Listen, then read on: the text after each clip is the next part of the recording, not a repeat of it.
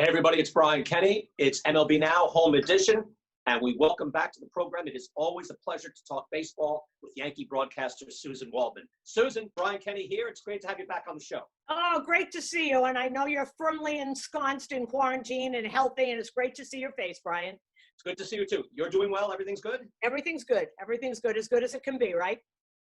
Let me get your perspective on all this again. You're 34 years as a Yankee broadcaster. You've been through and have covered when the labor issues were big in Major League Baseball. It's kind of like been in the background for, I don't know, a decade or nearly two. What's your view on the way things are now with them trying to get a deal together to play this season?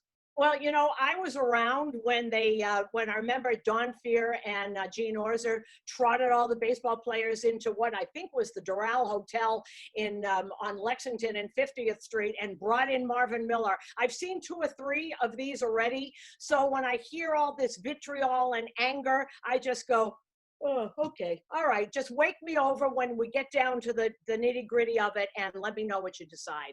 Because I can't believe that this is going to go on. And I've seen it too many times. And, you know, no one could spew vitriol like the Players Association in the old days. And to go through that before and see it always gets done, I would be shocked if this did not get done and the reason they didn't play was money. Health is another thing. I just can't believe that they will let this go. There's just too much at stake for both sides. So we're listening to all of this, and let me know when you want to get serious and really get down to it. It seems that way, in that the way they did the first deal was like, wow, that was great. It seemed like everybody understood the gravity of the situation. We're in this business together, and they came through very quickly. I guess, I don't know, got spoiled by that. But I'm with you. It seems like there's a lot at stake to, if everything is going in this direction, that they get out there on the field at some point this year. Yeah, I just think they're going to get it. It might not be July 1st or it might not be July 4th like they want, but it's going to get done. There's just too much at stake. And the ease of which it happened before, I think the reality of what you didn't get for the owners. I think the reality of rights fees and television money and et cetera, and how do we pay our people past May 31st? I think that reality set in and the owners came up with something else. But I think when push comes to shove, you know they're going to get it done. Is there ever been a time when they haven't? We had that dumb strike in '94. We had the stuff in the '80s. I mean, how many more times can people be driven away from this sport and keep coming back? Right. It would be a very bad thing at this point, especially.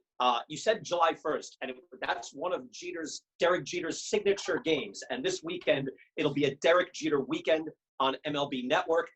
You've covered him through his entire career. And Suzyn, how about it's 25 years this coming weekend since he made his debut.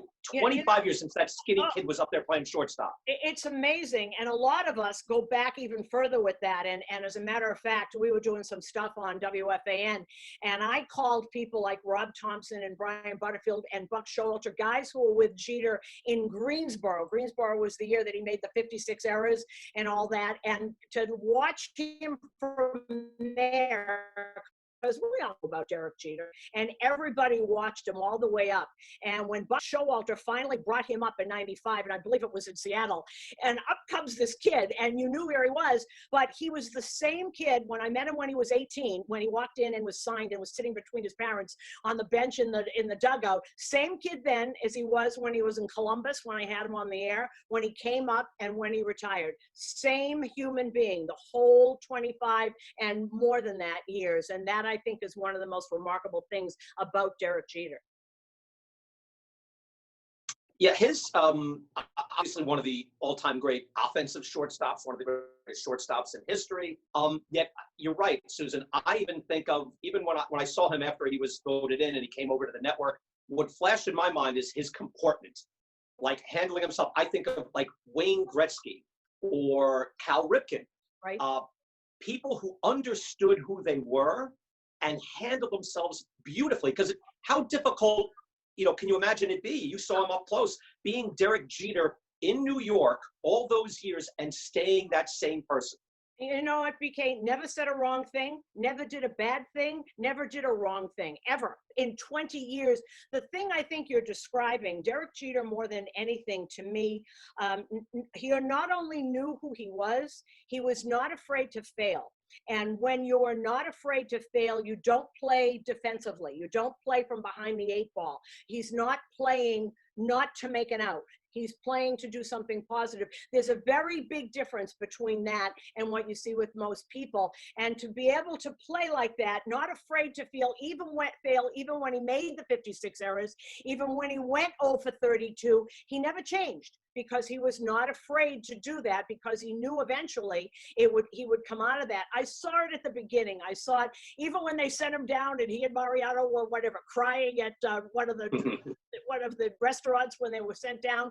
You knew that he was going to be back, and you give that whole group of coaches, particularly Buck Showalter, who did a lot for that whole group, bringing him up in '95 to sit on the bench during the playoffs so that they would get a taste of what that was like. He and Posada, and I just thought he was never any different, and obviously that helped him with bottom of the ninth, man on third, 2 outs, tie game. What happens? How many times did we see Derek Jeter come through? Joe Torre used to say he had a slow heartbeat. To me, that just meant he was focused and he wasn't afraid to fail. So more times than not, he did not fail. We're going to run on the network 13 signature games. And I mentioned July 1st. It's one of my favorite Jeter games. It was the game with Nomar. It was Red Sox, Yankees, Nomar bagged out. And Jeter later, this didn't help Nomar, who's a great guy, as well, but didn't help him. Jeter does the dive into the stands and smashes his face and catches the ball in extra innings. And amazing. Give me a game that stands out for you, Suzyn. Oh, I can't, but I see I'm a very emotional person, as you know. The 3,000th hit game I thought was one of the most extraordinary things I've ever seen. The 5 for 5 and the home run, and just the way he looked at his parents in the box. Just those kinds of moments. Obviously, all the home runs in the World Series and the big hits, and even the last at bat he had at Yankee Stadium after David Robertson blew the save. Was there any doubt that Derek Jeter was going to win that game at his last at bat at the stadium? And that day was as emotional a game for him as he's ever played. Evidently, he forgot his batting gloves. He was emotional in the bathroom. It was just a untypical Derek Jeter day, and he came through. And it's all those World Series, and it's all those. You can't pick a game. This is diving into the stands. There's the big home runs. Obviously, there's the flip play. There are all kinds of those things. But it's just who he was. I remember Roger Clemens once said to me, with all the stuff about Jeter, if I'm up there and there are 2 outs and the bases are loaded in the ninth, I want Derek Jeter at shortstop. And Joe Torre said, and if it's the bottom of the inning, I want him up with 2 outs and the bases loaded. He was just that kind of person his whole career.